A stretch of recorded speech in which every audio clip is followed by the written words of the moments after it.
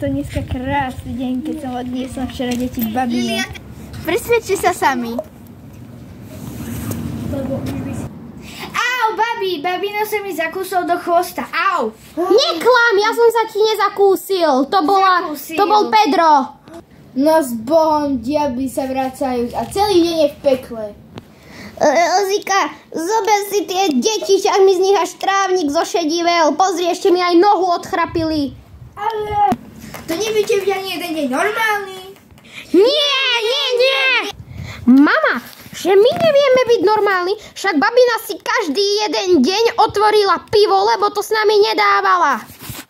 A ja robím akože čo? Ale ty slopeš palinku. A nie pivo. Vidíš? S nimi sa nedá, oni každý jeden deň iba papuľňákujú. To ste dili po Ferovi. To nemôže byť aspoň jeden boží deň ticho v tomto dome.